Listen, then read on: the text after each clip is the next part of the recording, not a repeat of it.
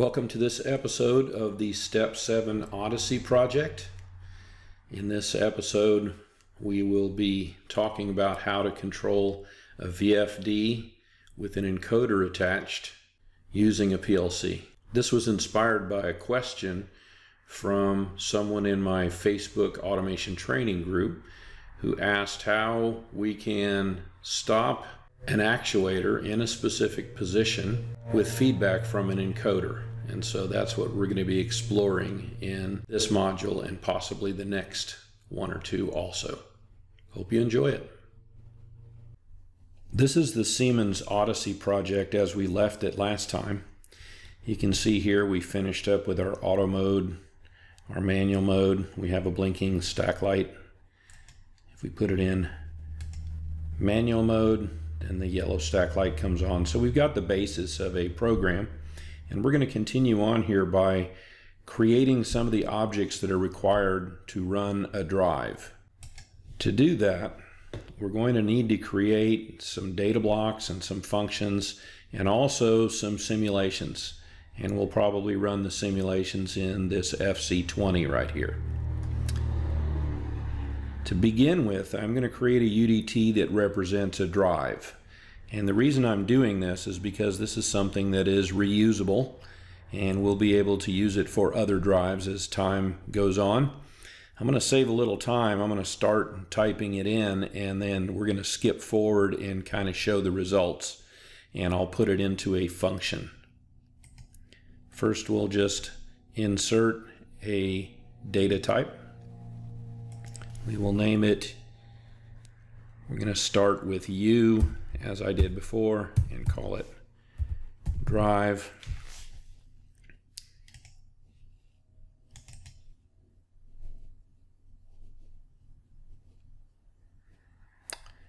Open it up. The kinds of things that are required in a drive, you would of course want to start the drive.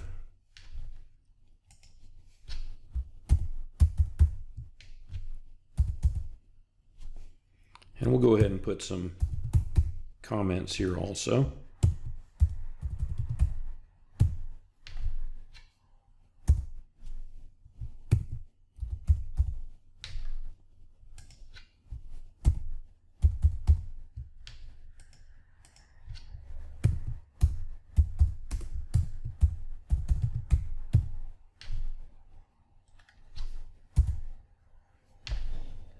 We're going to pause the video right here and I'm going to enter a bunch of things and then come back and talk about them. Okay, I have created my UDT for a drive here. You can see some of the things that I put in there, the start, the stop as we listed before, forward and reverse command. This might consist of just a reverse command, and if the reverse is not on, then it would be running forward. The alarm, which is an output saying that there's something wrong with the drive. Sometimes an alarm code is also included here, but I didn't put one in. We really don't need it for this application. Bus voltage is often read back. It might be, for instance, on a 480 volt drive, might be the DC bus voltage around 400 volts or so. I put all these command speeds and actual speeds as real numbers, but you might find these as integers. They might be percentages, they might be in hertz, different ways to express this. It really depends on which type of a drive you select. So now we finished our UDT. I've actually saved it previously. We are now going to create a drive. And this will be in DB, I suppose we'll put it in DB20, insert new object.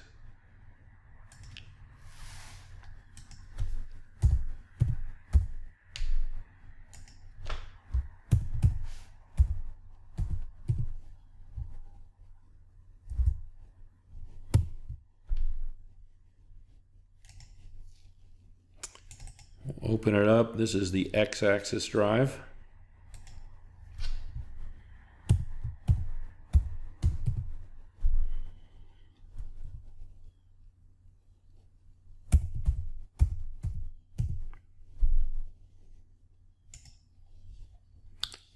we are going to use our UDT for drive.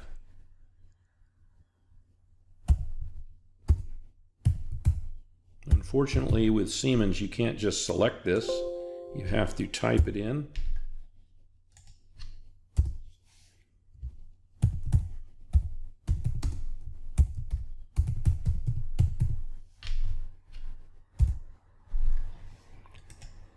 And we're going to go ahead and put our encoder position in here in counts also.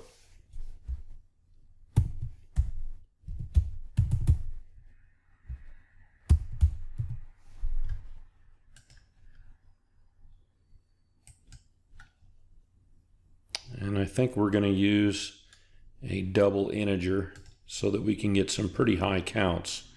We would be limited to approximately 32,000 counts if we used a single integer.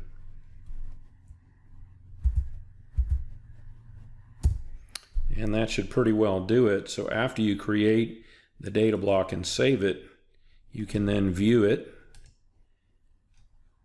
data view, and you can see that this data block is made up of all of the elements that we put in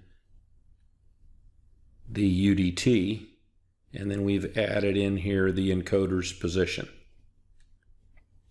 So now we're going to close this and start a little bit of coding.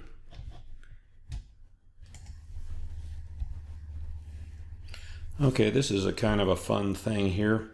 I came back after doing a little analysis and I realized that I needed to add a couple of other parameters, acceleration and deceleration. So I'm going to use this opportunity to show you how when I change this UDT, it's going to destroy this data block. So I'm going to have to rebuild it. But this is a pretty good little lesson here.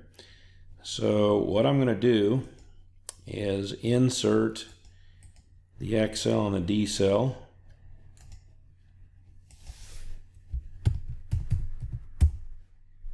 And we'll make this an integer. That's pretty typical.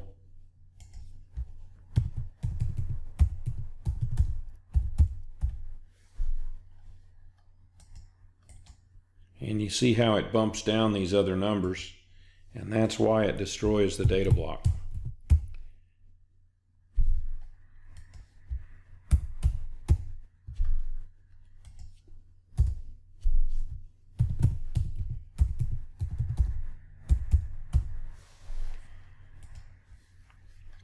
We'll go ahead and save this. And you see the interface of the block is changed. It results in an interface conflict with the block that references it. We're going to do it anyway. So it basically added those two numbers in between in here. So I am going to close this. Then I'm going to show you a little bit of how to fix that here. If I open it back up again, you'll get this, and it shows up in red as shown.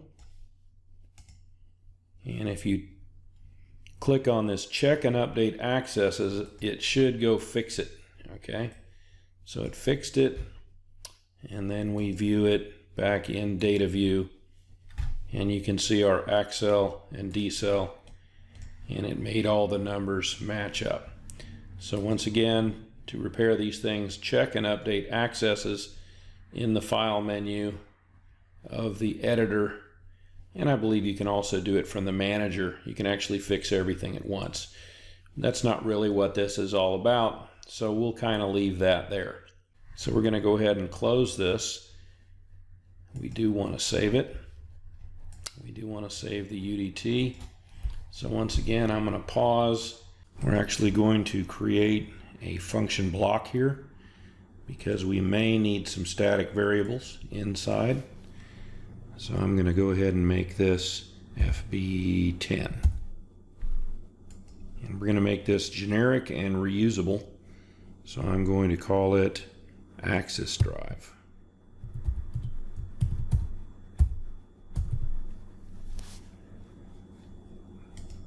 I'm going to create it in ladder, but I may convert it to statement list a little bit later. I'm going to go up here to the interface and declare some variables. Start, that's a bool. Stop.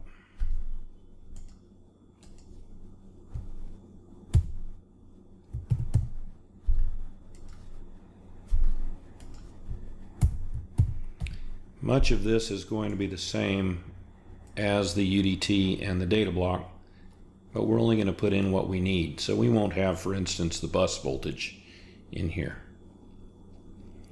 These are all inputs, and of course the command speed,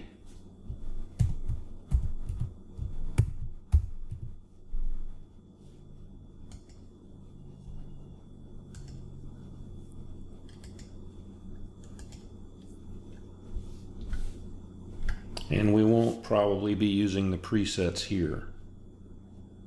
We will feed those in to the command speed later. For output variables, we'll go ahead and put the alarm in here.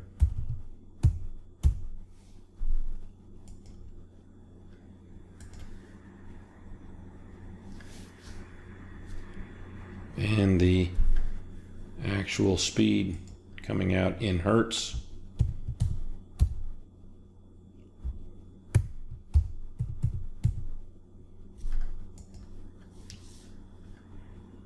And once again, this will be a real.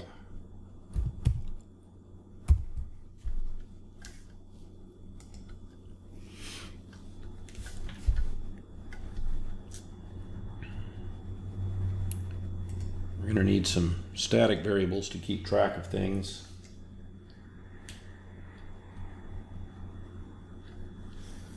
Let's see, actually we do need to pass in our acceleration and deceleration also.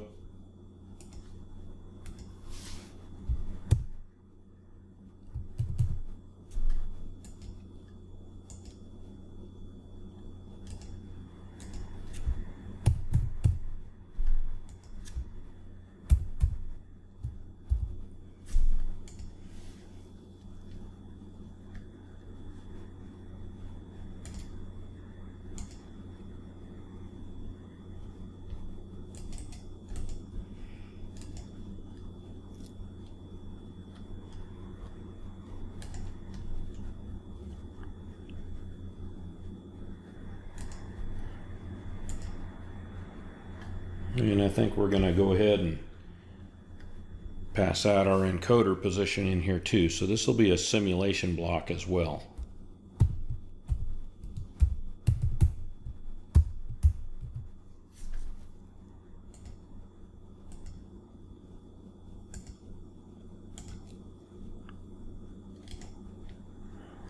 And that should do it.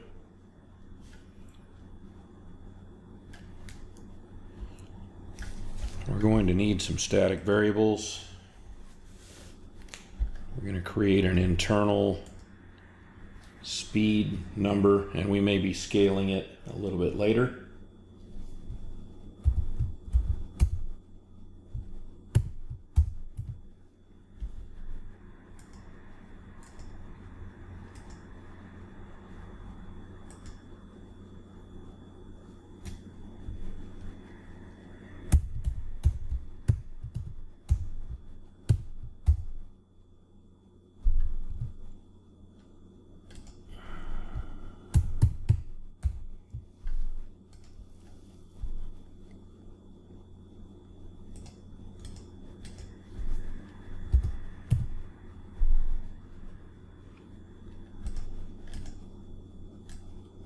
And this video is getting somewhat long, so we may finish it up here. I think I'm going to write some simulation code and then start in the next video.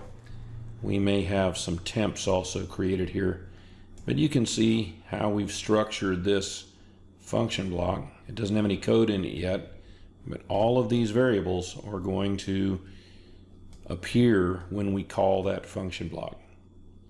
And that should do it for this video. we have created our data block and configured our function block, and we will do some coding in the next video. Thank you.